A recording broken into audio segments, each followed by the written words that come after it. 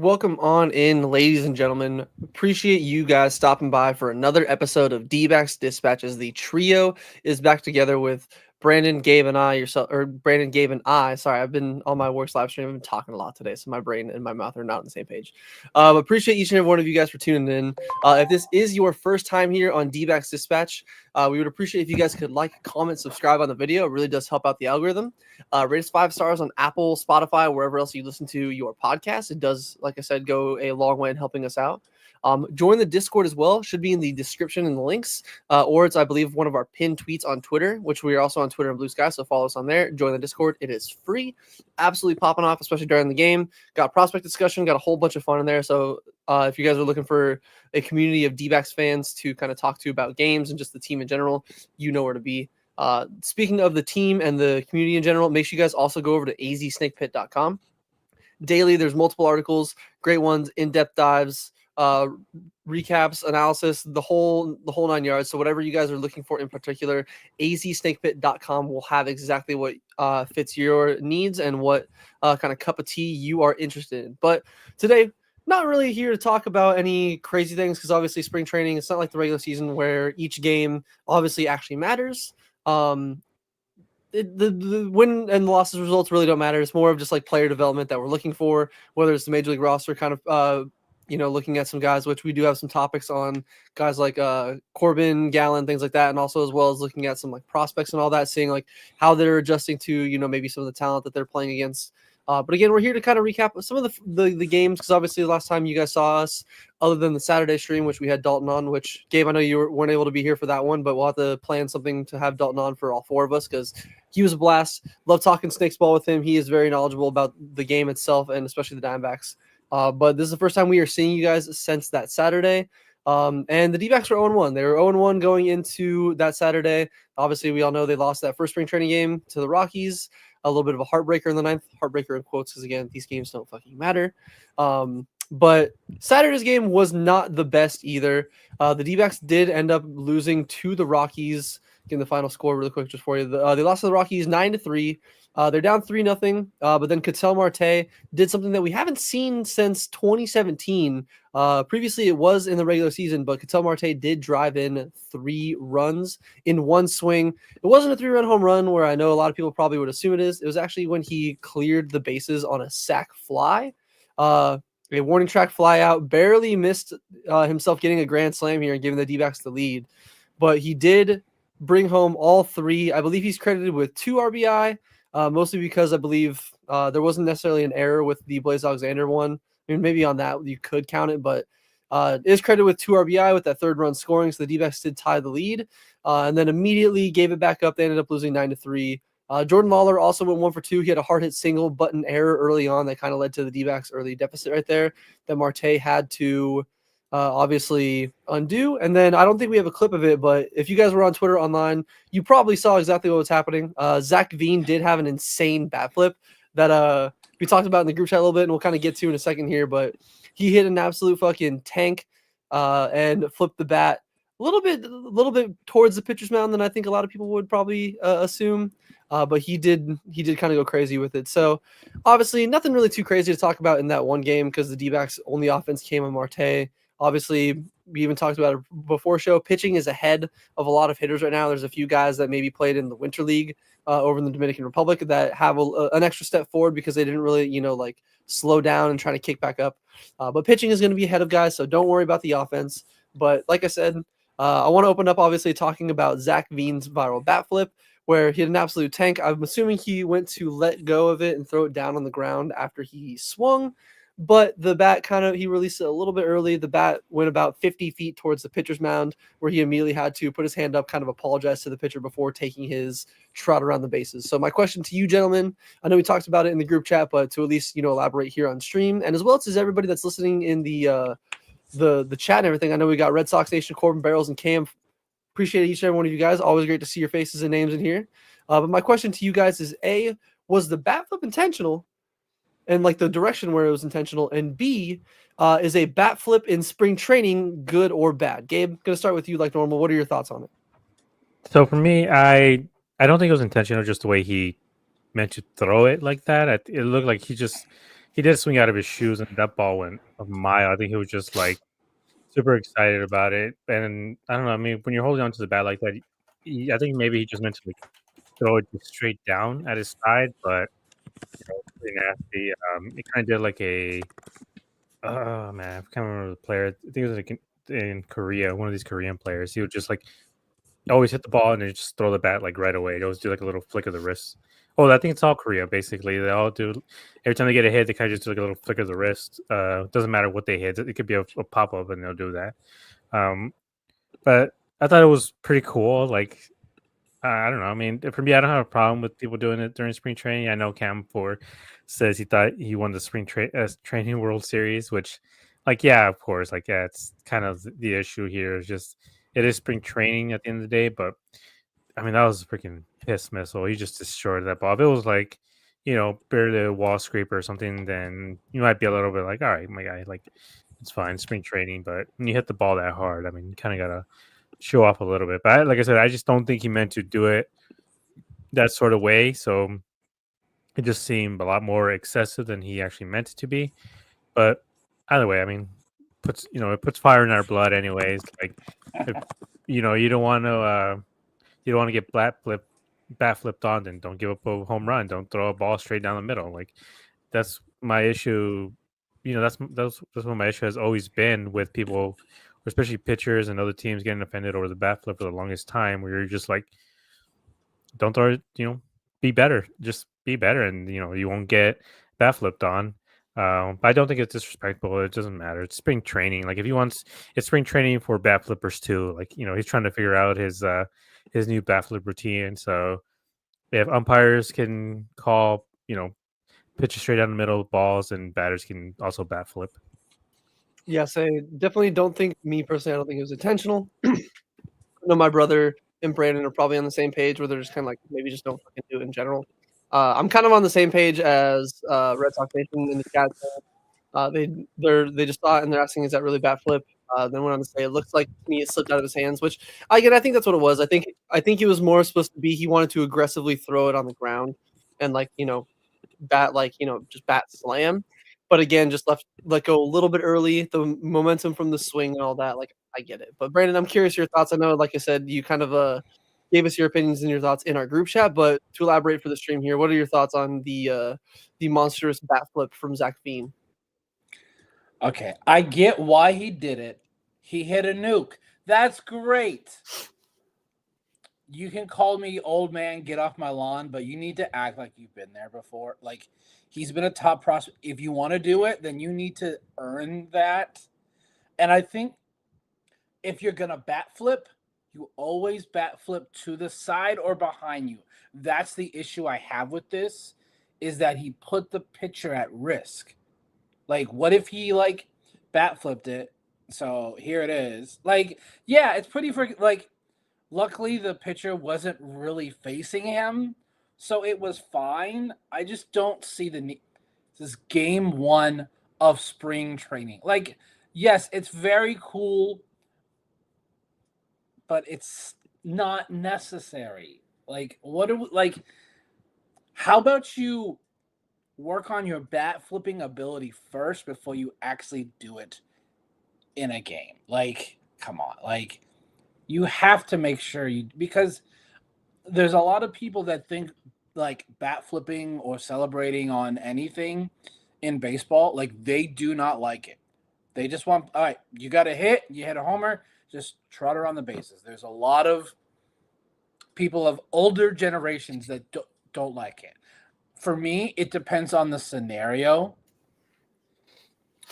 I just thought it was pointless. It's game one of spring training. Like, if it was like winning the game, okay, that's like, but this was, again, I get it. You hit a nuke. You're so excited because you're not going to make the major league roster. Yeah, I think for me, it does truly just seem like an accident to me. I don't know if you can pull the clip at any point, Brandon, but like the home run that Cattell hit during the NLDS, when he hit the home run, he like hit the ball and then he put like the bat like right between his legs, and it honestly looked like he maybe was trying to do that, sort of just like bring it back down, and put it like between his legs or just like pull the bat down. It just slipped out of his hand, which happens. I mean, it slips out of their hands when they're batting normally. You know, if they swing at a ball, it slips out of their hands. Like it just kind of just happened. So I truly don't think it was intentional. I think what he tried to do was just bring it He back just lost down, and control. then He just and then lost maybe control of that. maybe he would have just done like a little like side bat flip or something like that. Just because, yeah, it's nasty. Like that 450-foot nuke, like But yeah, I think people were a little bit conflicted, even in our chat, just saying like it's fine, but also like Brandon, you're saying like act like you've been there before, which again, like it's spring training, maybe that's why it seems a little bit dumb to do that during spring training, but at the same time, I'm like, just let them have fun. Like maybe have it more under control. And I'm assuming Bud Black probably told him that. Like he probably just asked him like, "Hey, was that a bat flip? If not, if it is, be careful. Like don't be stupid. You can't just be hurting guys like that. Yeah. Just get it under control." And then, I mean, there was no comments or anything from anyone after the game, so it didn't seem like it was much of an issue. I think everyone understood that. I mean, or else, why would he, ask for, for forgiveness right after that? Like, if it was intentional. If it wasn't, he would have been like, like, sup then, like, like I'm better than you. But it was clearly an accident. But it looked really cool, though. That's the thing for me. Yeah. Like, it looks sick. Like, yeah, I'm not disputing that it didn't look really cool. I just thought it was like there was no need for it. It looked really cool on the Rockies broadcast and the people in person because the Diamondbacks don't want to fucking televise any of their goddamn games. Sorry, that's a topic. Yeah. I don't. Again, we could go on this for a whole freaking tangent. I think this is Major League Baseball because they're the ones that are producing and broadcasting their games. That was an issue even when they were on Bally. They just wouldn't show the games. It'd be like 3 televised games. 10 years now. Like they might have like 5 games that are actually like televised during spring training where they have like. They probably just don't see the point of spending the money for the broadcast. Yeah, like I said, for me, I'm like, just point a webcam and put it on MLB TV. Like, I don't know, why it has to be so complicated. Like, just do that camera angle from the Corbin Carroll home run. Just have a camera in the outfield and whatever. Like, who's gonna complain about that? I don't think anybody's really gonna be complaining. Yeah, so I do think. I mean, I know it's like Brandon said, we can go on this whole tangent for hours, but I guess kind of circling back to the whole Bean thing.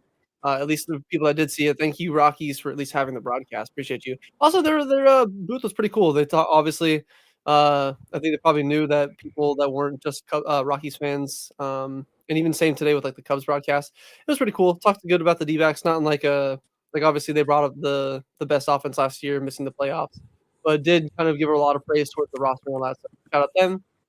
But yeah, I think the fact that Veen like immediately like put his hand up, like he let the bat go, and he's like, "Yo, like I'm sorry, I did not mean to do that." Like, yeah, like he knew it right away. He's like, "Whoops."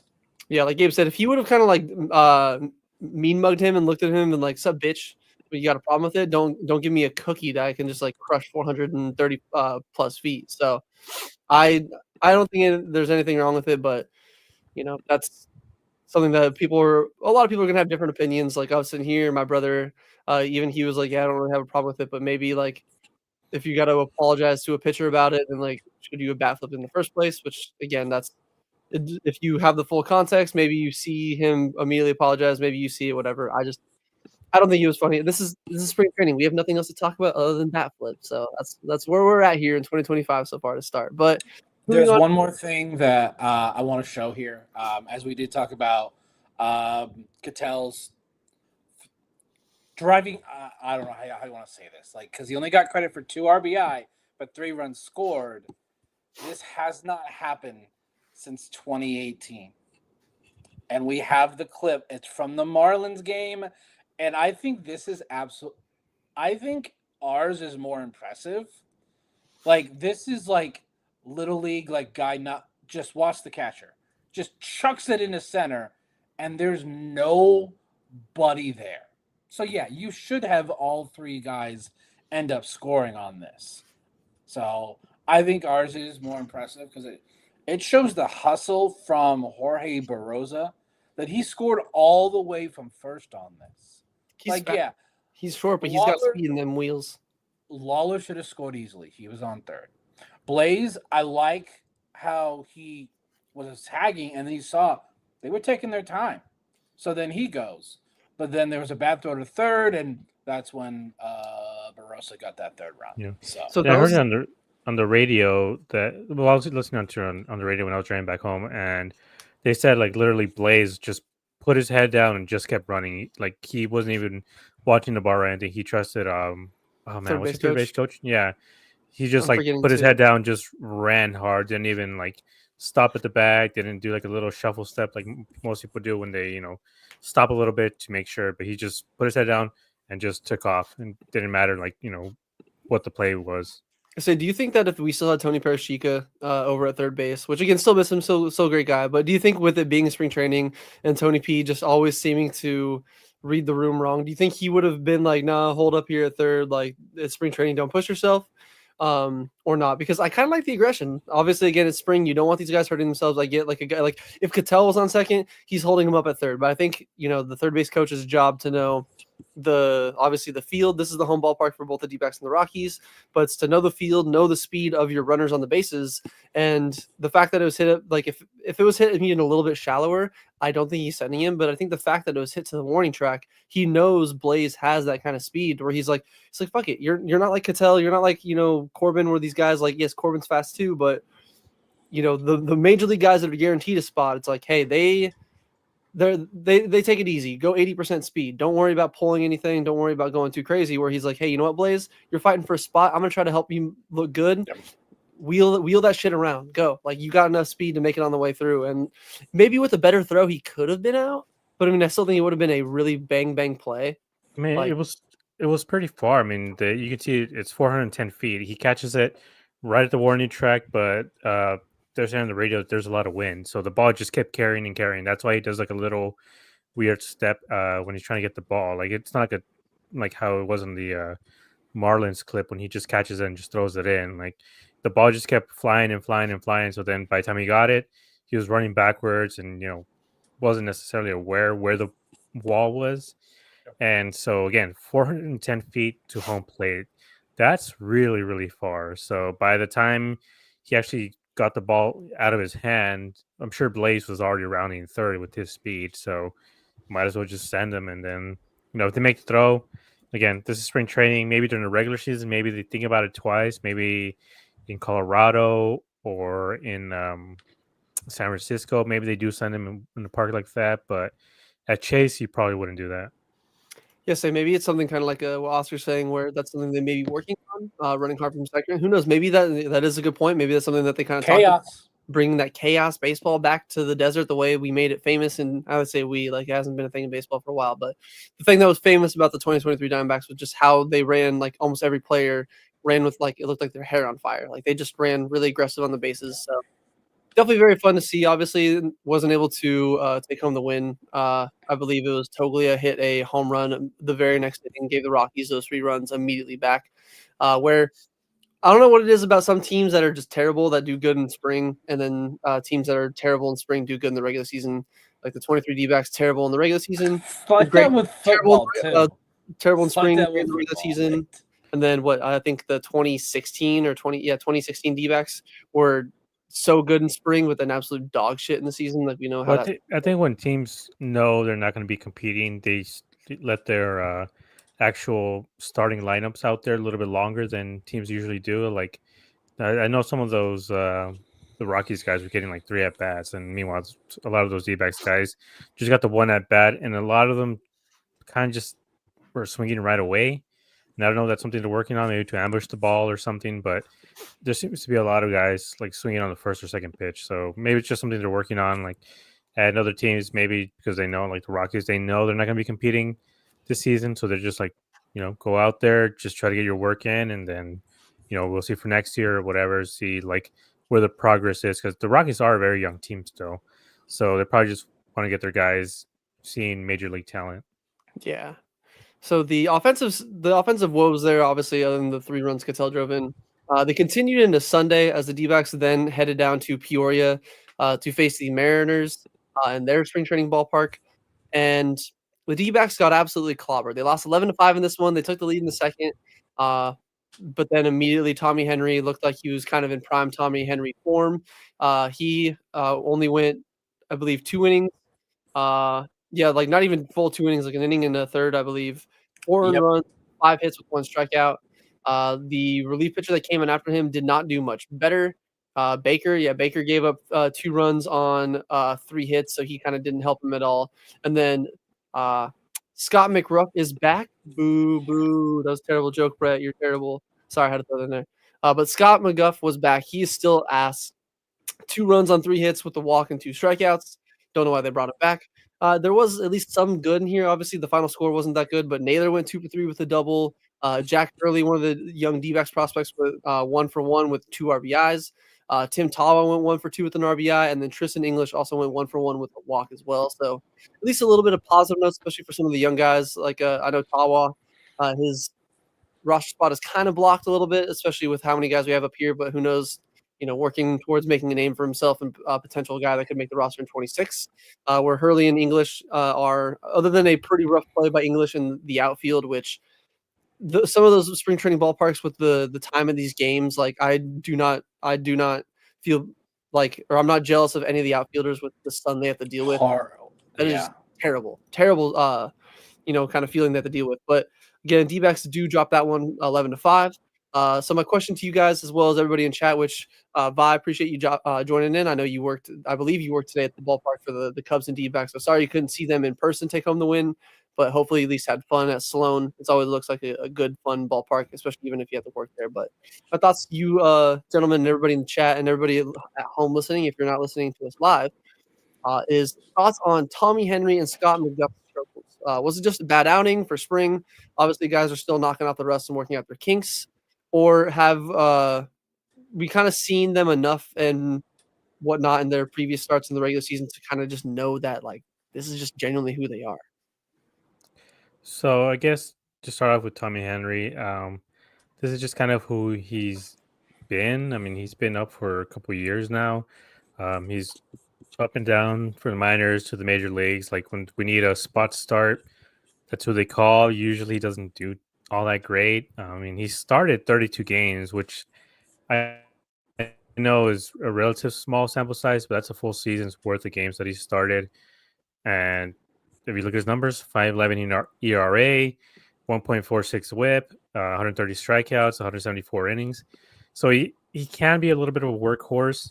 But the issue with him is just he can go 6-7 innings, but give up 5 runs. Like that's just kind of who Tommy Henry is. He is a 5 at best starter, which like again, it's not a knock on him. And I know the sport is very hard, but I think the issue is he just doesn't have the velocity for his stuff. He throws about 89, 90 miles an hour fastball, especially from the left side. That's a guy you want throwing 93, 94. If he's able to get it around there, he could be, Kershaw level of good, but he just doesn't throw hard enough. And wait. if he's able to get the net, if he's able to get his fastball to 93, 94, that means everything else is going up in speed as well, including his changeup, which moves very well. The problem is just slow. So it doesn't matter if you throw a nasty changeup. If it's going in at 82, then anybody's going to be able to hit that at a major league level. Same with the curveball. His curveball is very nasty. He has a hard drop, but again, 71, 72 or something like that. Very, very low velocity. Again, if he's able to put everything a couple miles up higher, does give him more play. So that also means more spin rate. So that means harder drops, more movement. Unfortunately, that's not who he is, and that's not maybe who he's ever going to be. He's not a young guy. If he was 22, maybe you'd think like, okay, like, I can see him progressing to a certain extent, but he's 27. He's going to be 28 during the season. I don't know. Maybe he might just kind of be like a Patrick Corbin type. Like, might have a good start here and there. He might be able to progress to a point where he's a good starter rather than great. But again, number 4 type of guy. But yeah, we've seen enough from Tommy. And I remember from when he first came up, his first like 4 games, he had like 1.5 ERA, and everyone was freaking out, saying like, "Holy crap!" Like again, we have Kershaw on this team. Like it's crazy. Like this guy's amazing. And I remember Jesse from or not even from PHNX anymore. When he was at PHNX, he brought up the fact that like, yeah, his spin rates are very low, and he does not have a good swing and miss, and his strikeout rate is very low. And everyone was like, everyone was just like, calling him a Debbie Downer. But I agreed with him at the time. I'm like, yeah, it's just, maybe jitters or something, but no, it's just eventually that evened out, and that happens to a lot of guys. Eventually, that luck runs out. We've seen it a few times with a lot of these guys where they just come out with their hair on fire and just striking out guys and all these things. But then when you look at the peripherals, you're like, okay, like there's something here that shows he's going to regress, and eventually they do. And Tommy is just unfortunately one of those guys that just regresses to the mean, and he ends up being a 5 ERA guy instead of being a 1.5 ERA guy like he looked like he was going to be. And Scott McGuff that's just who he is. He had like 2 good months, and people were like, "Oh, well, he was good in the first half." I'm like, he was good in the first half like 2 years ago when they first got him. After that, he just hasn't been good at all. The only thing I think of why they brought him back is just for depth. But I think the bullpen is deep enough now. They don't necessarily need him, but maybe it's just, you can't plan for injuries, especially in the bullpen. Guys go down, and maybe he's just a guy that's going to be in Reno or something just in case someone goes down. Yeah, so there's always an inevitable injury. So I guess the McGuff for depth makes sense. By saying that at the game today between the Cubs and the Dbacks, which we'll get to, is the hottest game of the season so far today. I'm not sure what's hotter, the game today or Gabe's take there, comparing Tommy Henry to Clayton Kershaw as a potential. I mean, I still think, he would need another elite wipeout pitch because, Kershaw had that curveball and that slider to work off of his fastball, where Tommy Henry just having the changeup and then the curveball, which, yeah, you make a good point. The curveball is a pretty solid pitch for him, but I don't know. I did not have Tommy Henry being compared to Clayton Kershaw on my 2025 bingo card for Gabe, but 2024 Clayton Kershaw, the one that Corbin homers off of. That would make more sense. That's accurate. That one I will accept. So Brandon, moving on, same thing to you. Do you think that this is just kind of some bad starts or bad outings for both these guys, knocking off that spring training and off-season rust? Or do you think, kind of like with Gabe, and I think myself as well, I would agree with Gabe, are you kind of on the same page as us where this is just who they are? Like the clip of that old Cardinals coach where it's like we know who they were. Like we know exactly who these guys are. They are who we thought they were. Thank you. Yeah. Tommy Henry is a 4A pitcher. He's a decent AAA pitcher. Get you a couple spot starts here and there. But as we've discussed, our starting pitching depth this year, is very deep. If Tommy Henry is pitching in the regular season, we are in trouble. That means we have at least 3-4 injuries maybe to the starting rotation. So it's nothing against Tommy. It's just we have seen him pitch at the major league level. We know what he is. He's just a guy that tries to soft contact. He's not gonna blow it by you. His average pitch velocity in the start was 85.7. His average fastball was 89.7. The exit velo on the 7 curveballs he threw in this game was 106.5. So they were on his curveball in this game. Was the curveball the pitch he almost died on to Randy Arozarena in the second? Actually, I believe Randy almost just nailed him with a comeback. Check because we have this. Yes. I don't know if that was a curveball, but it was to Randy Arozarena. So yeah, Tommy Henry is just nothing against him, but if he's playing a lot, I'm gonna be a little worried. If he gets 5 starts, if they want to maybe get him 1 or 2 as a spot start, I don't have a problem with that. It's if he gets any more, that's when I'm probably gonna. So yeah, it was a fastball they threw to Randy Arozarena. On that, that's what I thought. Not very Scott- fast for a fastball. And Scott McGough, Jesus Christ. He's only here for a camp body. I am certain of that. Like, they're like, all right, we just need enough pitchers in spring training so that we don't overuse some of these pitchers. That's the only reason he's here. There's no way. He's the fluffer.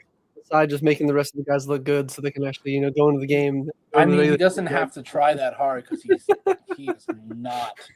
And apparently he added a changeup, I believe. Or that's what someone told me. But it looks like all of his pitches thrown were four-seam slider or splitter. So I think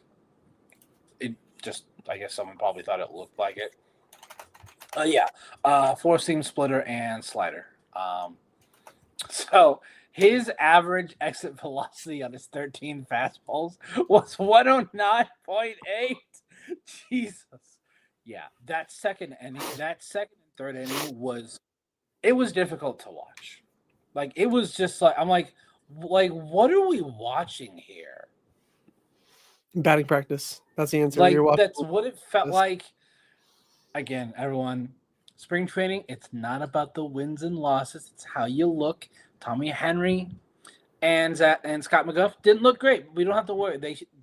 They should not be on the opening day roster. Now, could they potentially pitch on at the major league level in the 2025 season? Yes, because injuries are inevitable. They will happen. Like, you don't want them to, but it's just a part of sports.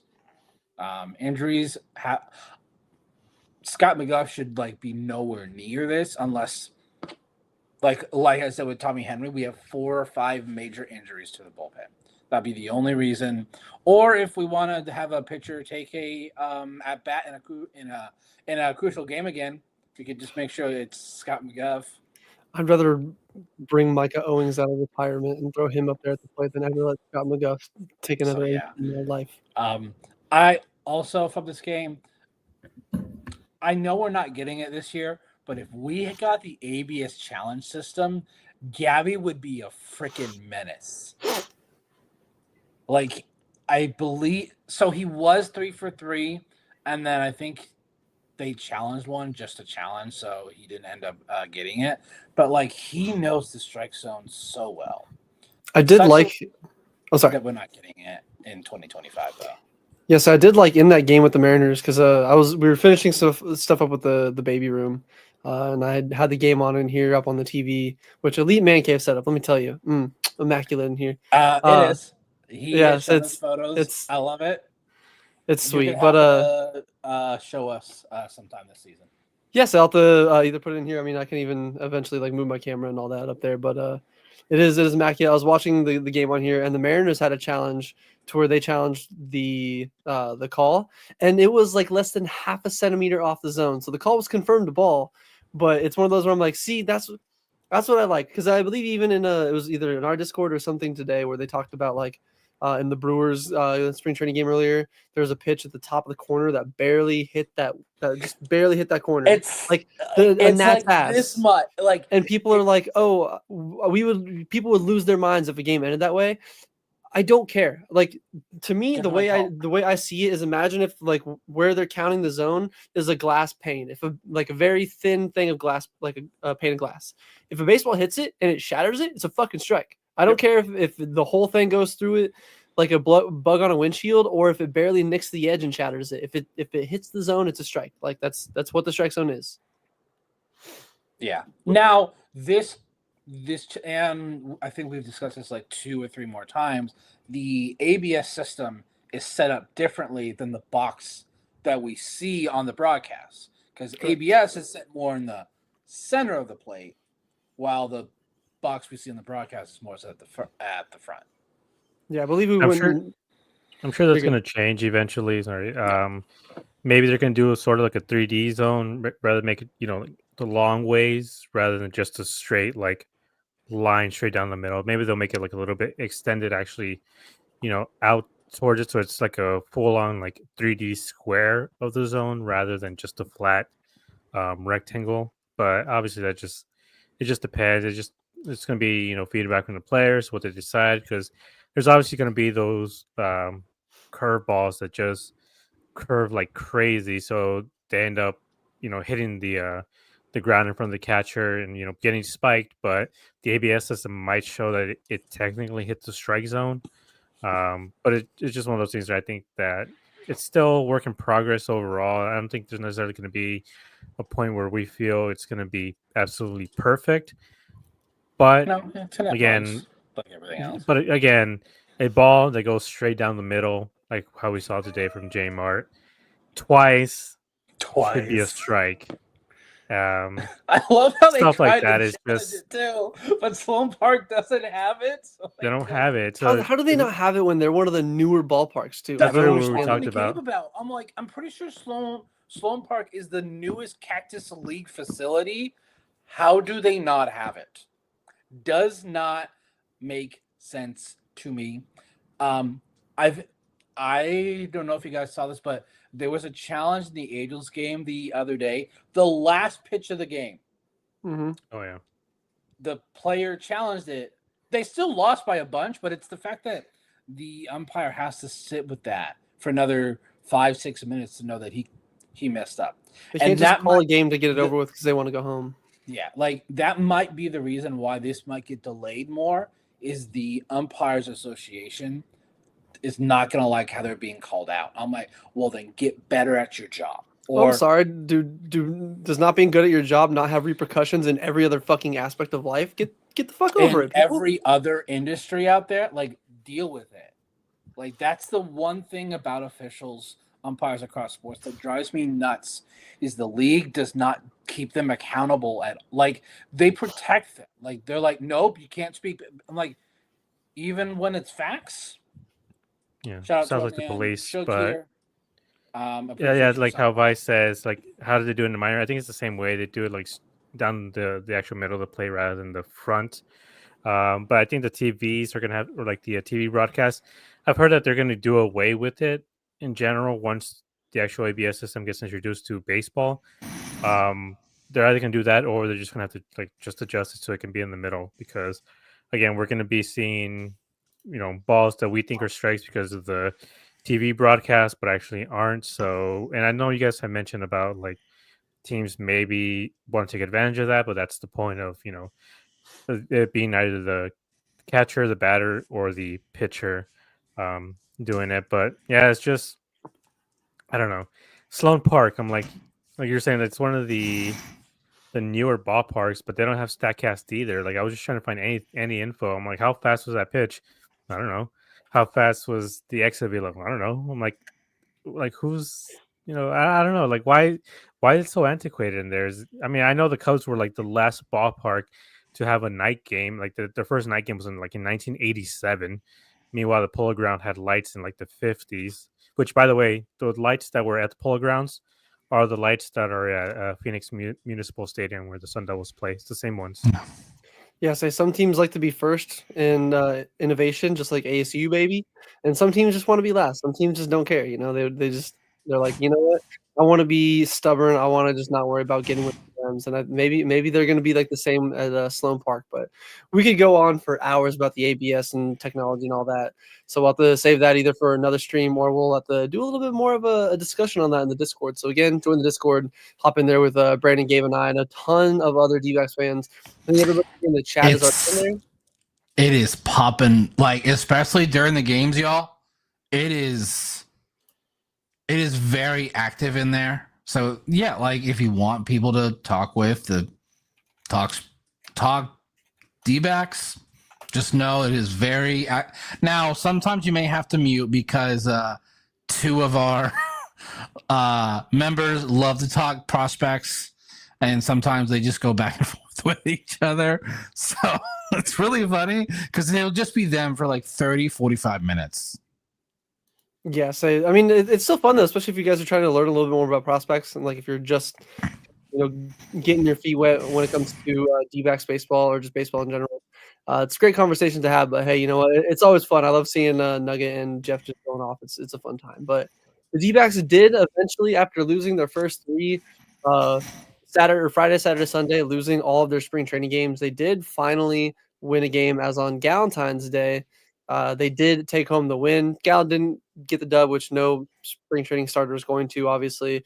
But he did have his spring training debut. He did go 1 inning, striking out 2, but giving up 1 home run. It was kind of I wouldn't say necessarily a hanger of a curve, but it got a little bit much of the zone where Arias, I think I'm getting the name right, Arias of the Guardians just absolutely fucking clobbered.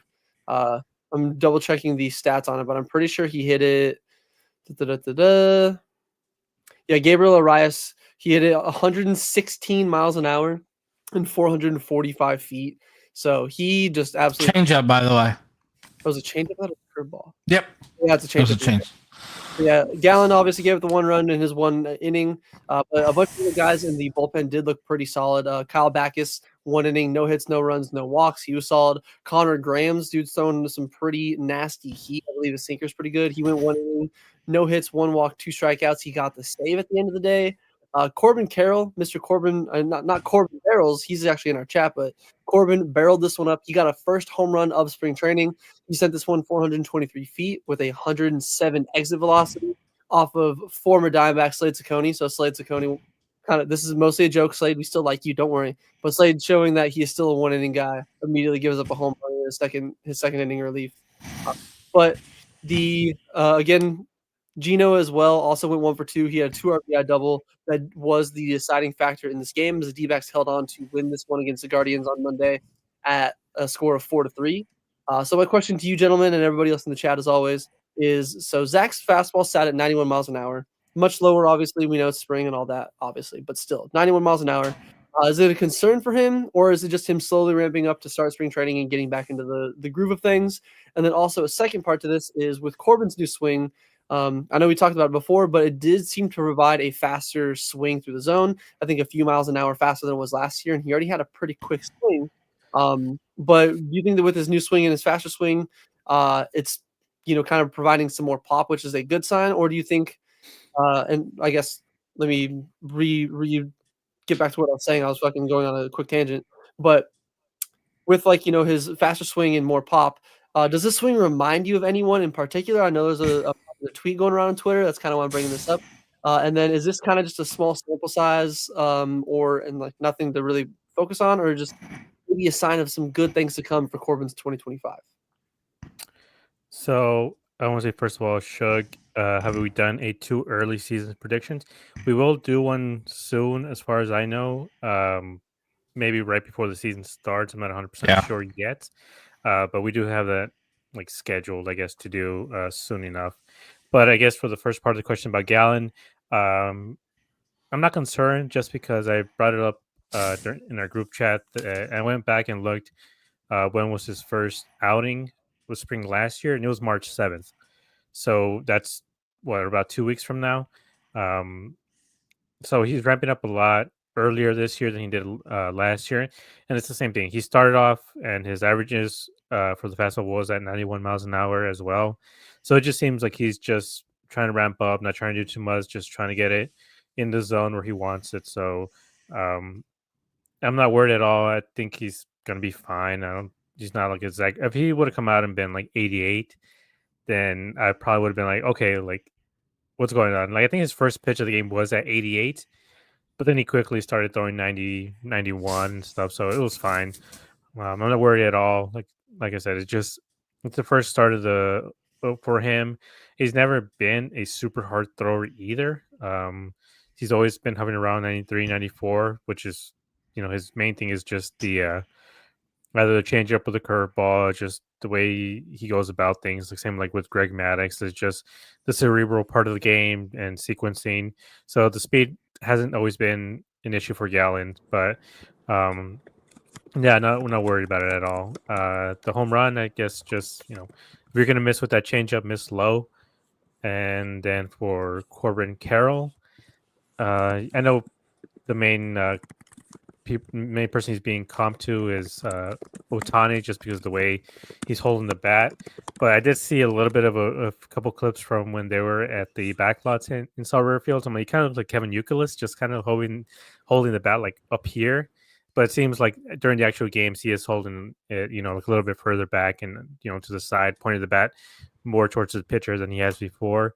Again, I want to see more video on him. Just fortunately, the D-backs have no video other than just the grainy footage of like freaking Bigfoot out there. But yeah, with Corbin, this is what I'm hoping for. I do hope that he does have a season on par with his Rookie of the Year. I do think he's even better than that Rookie of the Year season. I do think he's a guy who's going to easily get to 30-30 this season if he stays healthy. And I know Acuna is it 40-70 or 30-70? Like the Believe it was 40-70. 40-70.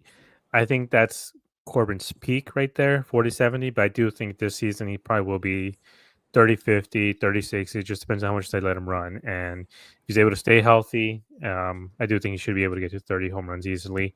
And I know we had some comments when I posted that clip or the couple pictures of his change, saying like, why is he fixing something that isn't broken? I'm like, well, there clearly was something broken last year.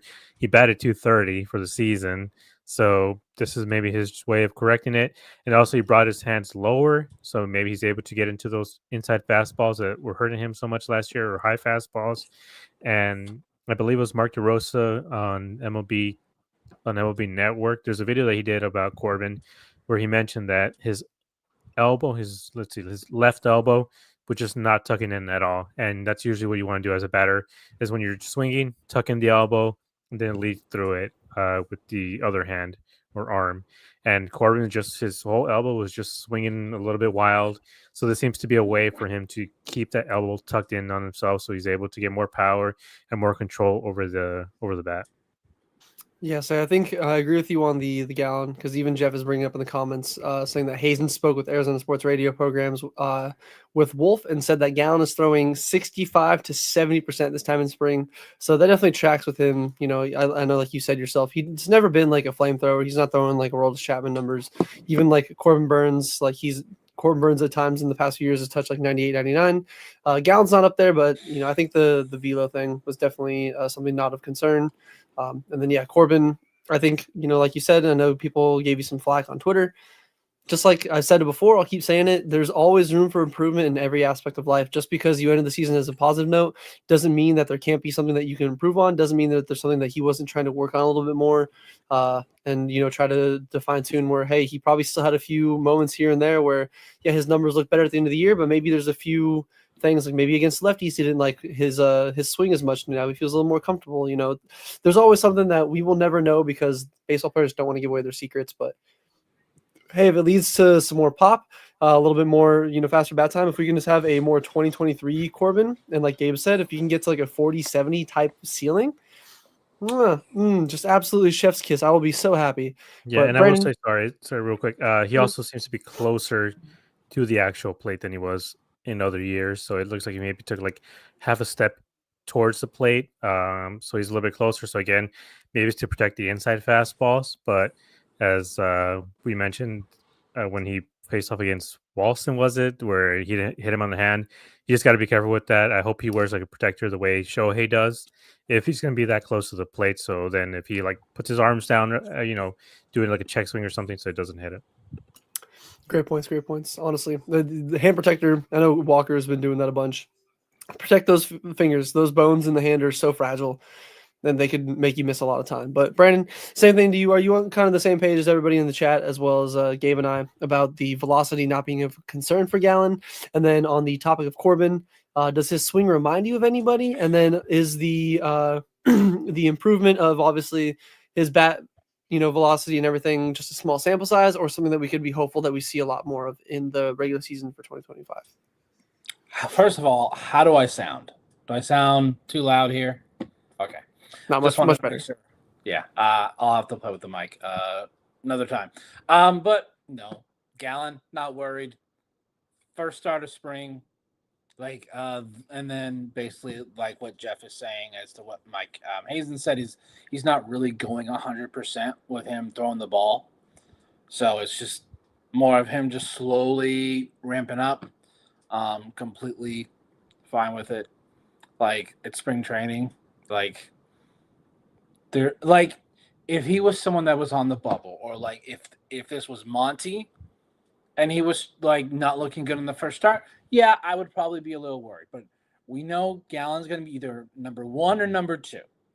So we know that he's going to be the guy that we need to be dominant in the regular season, not in spring training. So not worried about that whatsoever. It does get frustrating because he'll have like one start where he just gives up, just like it's like he puts it on a tee for the guy. I was like, here, go ahead and just destroy the baseball. So yeah, like, and Corbin, like, I noticed it too because this is like the third major swing stance, swing change that he's done since he's been a major leaguer. It does worry me a little bit. Like, why is he having to do it? But it's if he has to do it, like, if he's noticing something or the team noticed something after he made his change in the second half of last year, and they're like, yeah, that worked for then, but with this offseason, teams are going to find that hole again in your swing.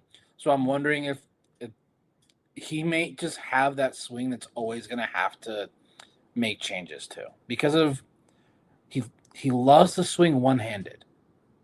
He loves to swing just one-handed, and we remember the scare that we had where we thought, I think that was 23, where his entire arm looked like it was out of the socket, and we were all like, "Oh dear Lord, our season is over." And then he was back. I was ready to jump off of the Tempe Town Lake Bridge and just go for a swim. Twitter that night was dark. It was like darkest timeline. Like everyone's like, I just don't want to say because it got like really just sad. It smelled like Teen Spirit in here. Let me tell you that much.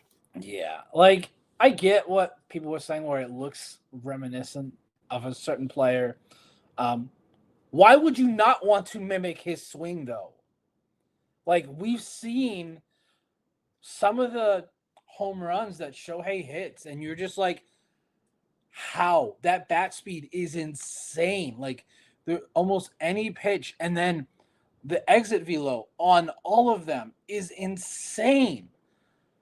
So why not copy the swing of the best player of the modern era, or maybe ever? I don't have a problem with it.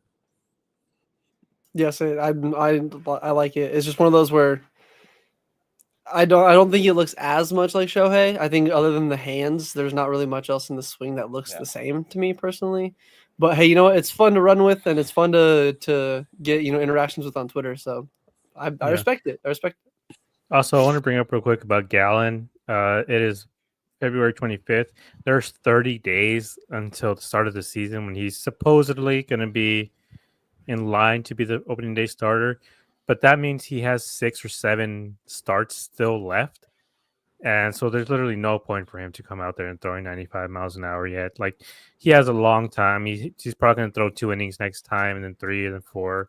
It's just going to depend on how this team wants to work him. Because, again, you don't want your first or second best pitcher to be, just going out there throwing the ball super hard or anything like that. And Oscar's asking, what's wrong? What's up with my cap? It's a Japanese Suns logo. So came out for the All-Star game. It was really cool. I liked it a lot. But that's pretty fire. I'm gonna have to look for one of those. Yeah, but yeah, it's just there's no concern for any of these guys. I think with Corbin, my only issue with him is just going to be to not turn to Cody Bellinger, because Cody Bellinger, every year, he won Rookie of the Year. He changes his swing. He struggles. Changes it again. He has the MVP season, and then he changes it again. Then he struggles. So it's just like, I don't know. I can see Corbin going that trajectory if he's not careful. Same thing with Bellinger. He had a shoulder surgery, and since then he hasn't been as great as he was before. So just with Corbin, maybe that new swing, maybe it's going to help him protect his shoulder a little bit more, so he's able to do a two-handed swing.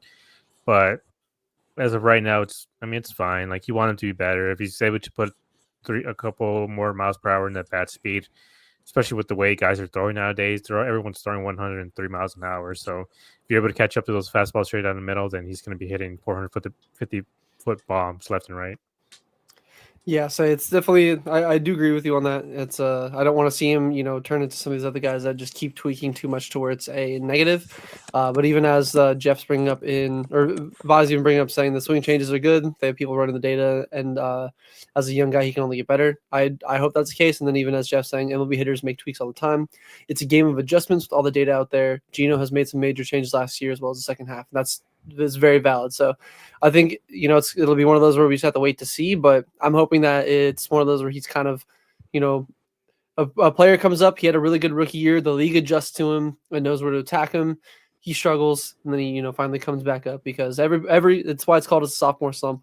Almost every player goes through a sophomore slump, and I think Corbin is hopefully going to leave that in the rearview mirror. But moving on into our fourth and final spring training game of the stream that we are going to be able to discuss. This one, unfortunately, was not the start of a winning streak, as the Dbacks did drop this one to the Cubs, who are now undefeated in spring training. They lose 4-2. They had a 2-0 lead, and then Kyle Nelson gave up home runs to Carson Kelly and Vidal Brujan in the big 2025, a.k.a. Go Enjoy Reno, buddy. We appreciate your contributions to the 2023 team. And hope to not coming see off of injury, though. Vidal Brujan's not a home run hitter. I'm sorry. There's the injury or not. I'm sorry. I don't know. But the rest of the bullpen was elite, as Mantiply, Puck, Ginkel, and Jamar opened up the game and combined for 4 innings, no hits, no runs, 2 walks, and 5 strikeouts.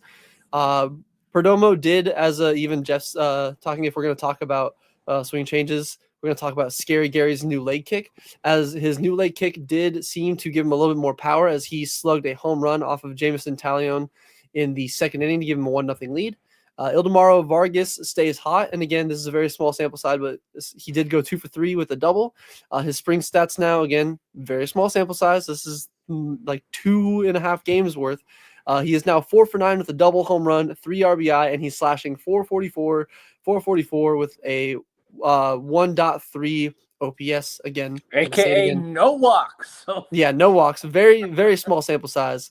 Josh Naylor did also have another double. He went 1 for 3 with a 2-bagger in today's game, his second one of spring. So obviously, again, the D-backs lost this one, but the losses and the wins and all that doesn't matter, especially when the rest of the D-backs A bullpen was already either not used or they just weren't out there. But my question to you, gentlemen, and everybody else in the chat, Jeff kind of already alluded to this, but has Perdomo's new leg kick unlocked some previously untapped power? And then also, is Ildemaro Vargas the clear front runner currently through 5 spring training games for the backup utility infield role once we get to opening day? So with Perdomo, I do think, it might be a timing thing as well. We don't necessarily know until we see a little bit more footage of him, and he doesn't know. Is it a timing thing, or is it trying to get some more power, trying to move the hips a little bit more? But a guy like Perdomo, he's 6'4", 210, 220 pounds.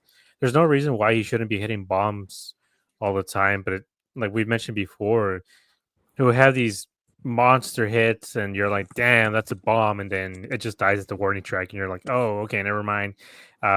So hopefully this is him, getting better at it.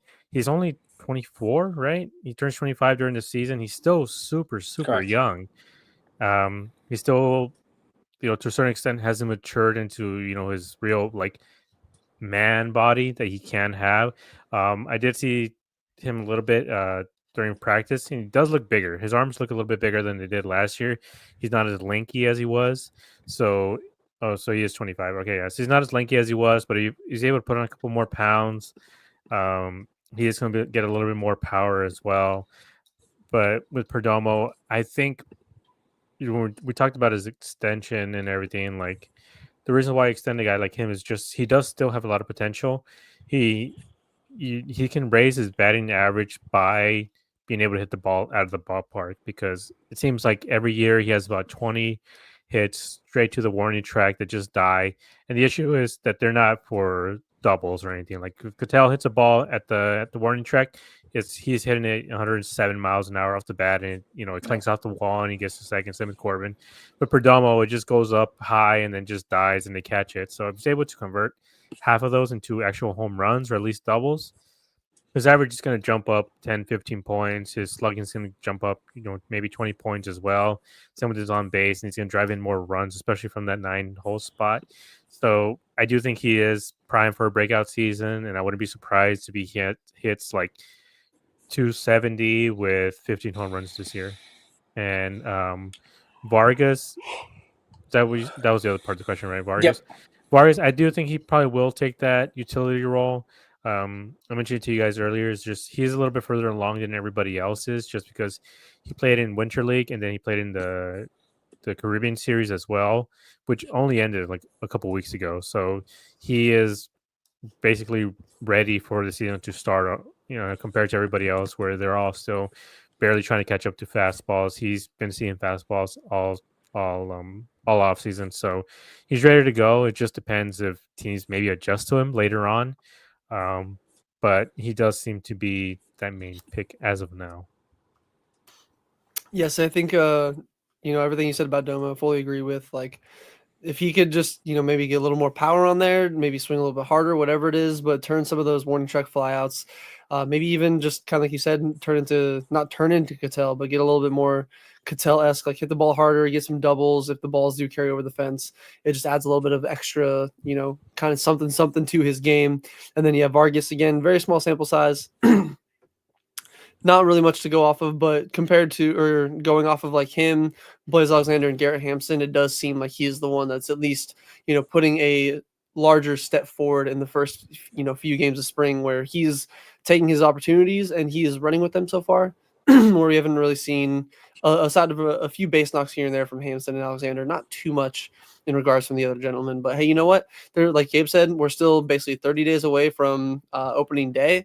Like, there's still plenty of time for these guys to, make an impression on Torrey and the rest of the staff and make it a hard decision for them to cut them and, kind of win that final spot. But we'll have to wait to see. But Brandon, same question. Do you, has Perdomo's new leg kick unlocked a little bit of power that we have yet to see from our shortstop?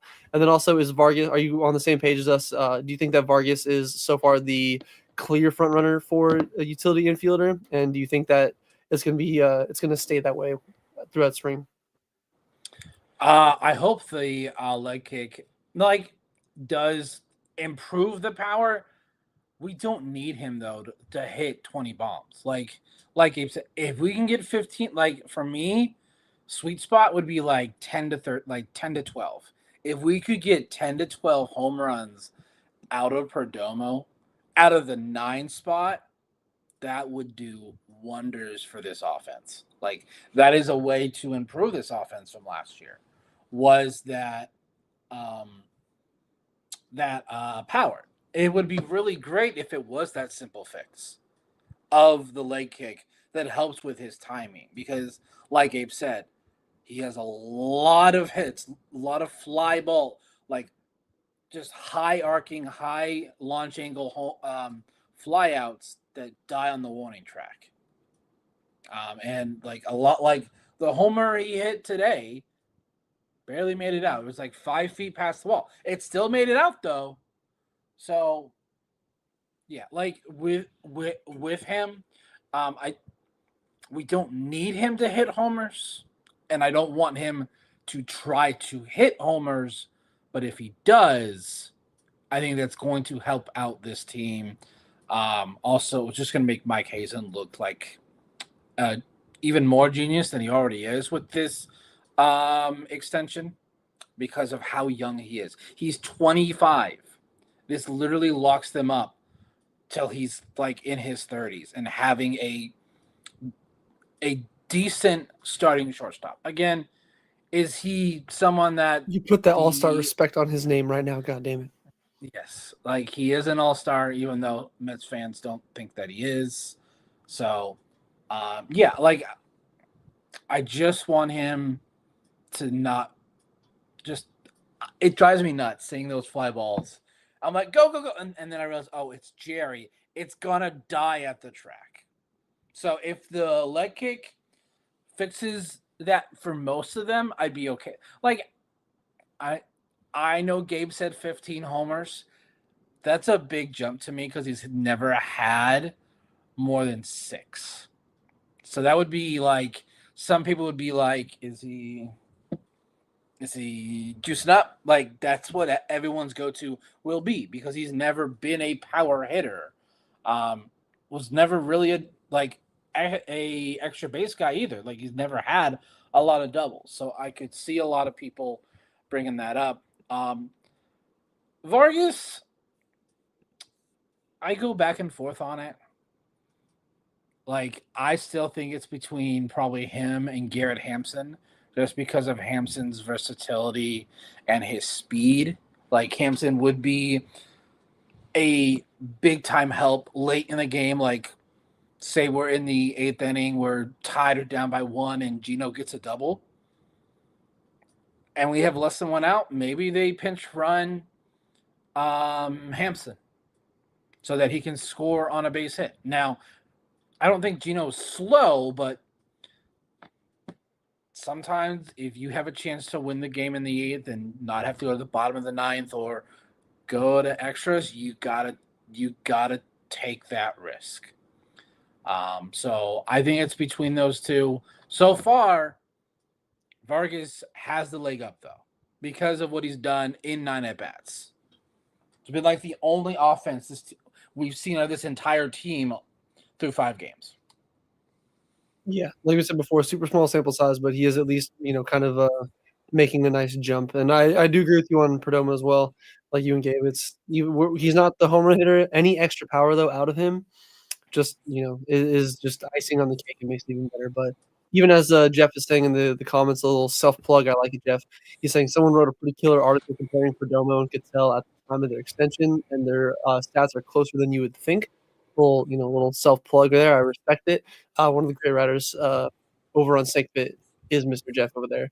And then he also said he posted a poll in the article, given the date at the time of their extensions, would you rather sign to an extension if you could only sign one? And he's saying that Perdomo is leading the poll after 63 votes on SankBit. And then also finish off with saying that Cattell was the same way at his age, which is fair. I think Cattell definitely still had a little bit more like pop. Like Cattell was more of still a line drive hitter. Except he wasn't.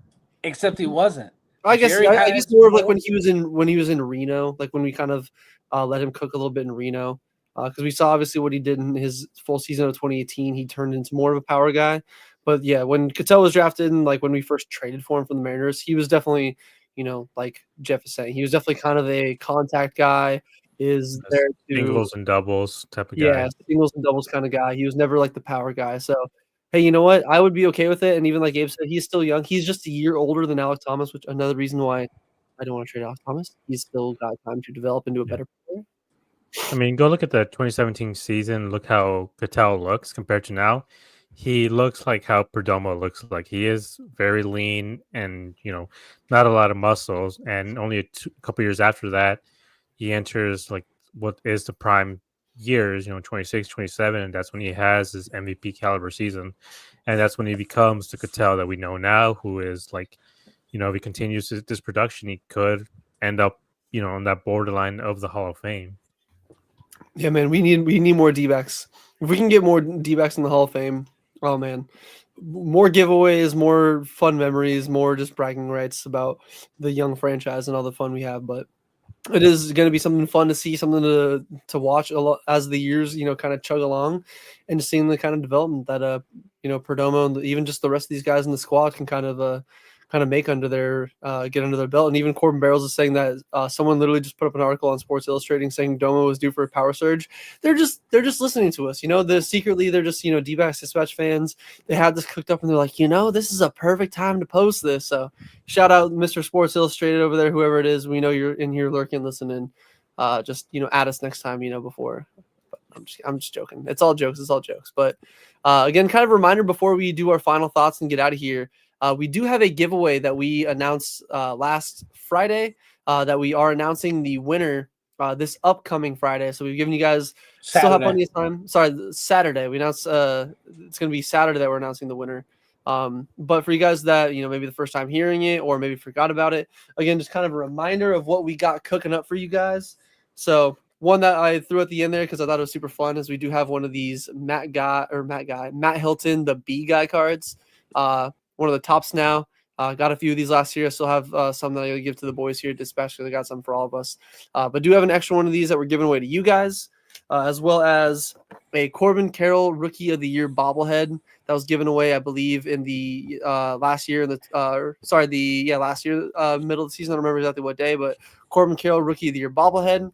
This one's pretty sweet. I actually have it here. If you want to put me on full, I can show because I rearranged my room. It's right up there, right there. So that Corbin Carroll Rookie of the Year bobblehead, the exact same one that you're going to be getting right here, as well as a Dbacks Hall of Fame T-shirt from when they did the inauguration or the first inaugural Dbacks Hall of Fame induction, where Randy and Gonzo were the first two in there, as well as a signed baseball. Again, got this at the D-backs MV party. It comes with this cool little case, so it can, make sure you keep the ball nice and protected. But it's got Kissinger, Thomas Grichuk. Let me go through. Dre Jameson, Jake McCarthy, Seth Martinez, Renee Pinto, Brandon Fott. So a bunch of fun on here. A bunch of, at least some guys that I hope are going to be on the team for many years, and then maybe some guys that aren't going to be on here. But to enter in the giveaway, if you have Twitter, you guys have to follow us on Twitter, like the post, and retweet the post. And then if you guys aren't on Twitter, make sure you guys, not just in the live chat, go to the actual YouTube video once once we're done live here.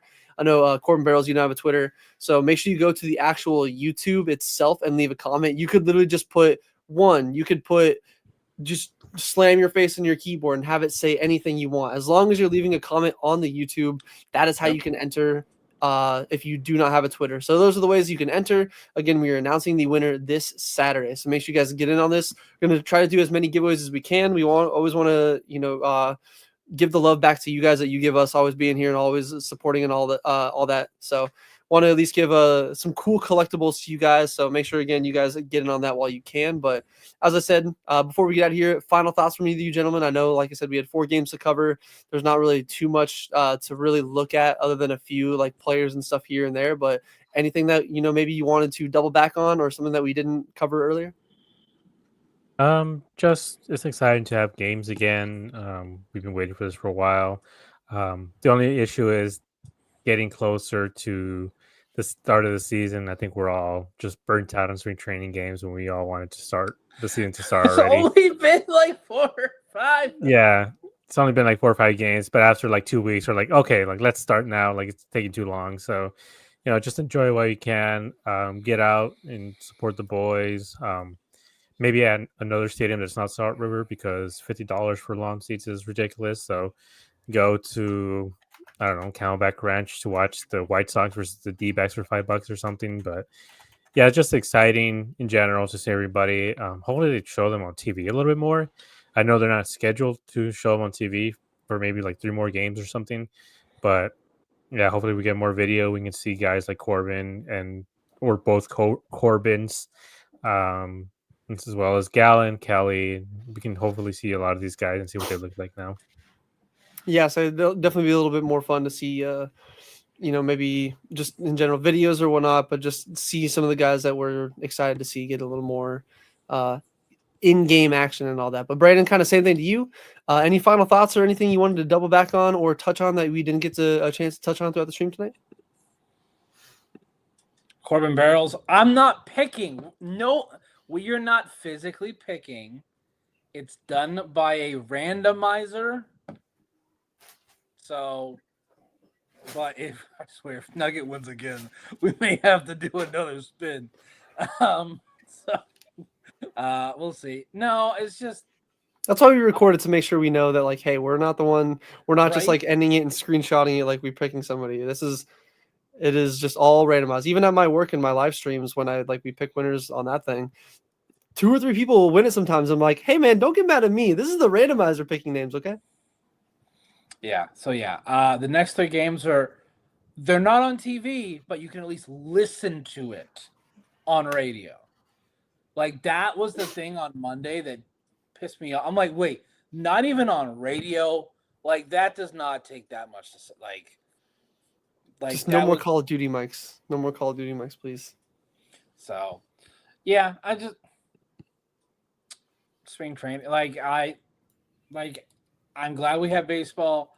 I just, like Gabe said, I'm kind of over it. I just want to watch games that matter. But we know, like, these guys have to get ramped up. They can't just, like, not play. Oh, and then you go a full 110 miles an hour. Boom. So I know that's what the process is. I've said it multiple times. My expectations, Dodger fans, you can say I'm crazy. Dbacks World Series. I don't see why. Got a good enough roster. I don't think it's that crazy. It's just gonna be tough. It's not like I'm saying the Marlins here. Like, this team is a 90-win team.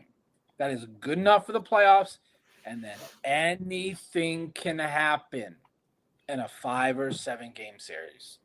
So, yeah, it'll be fun.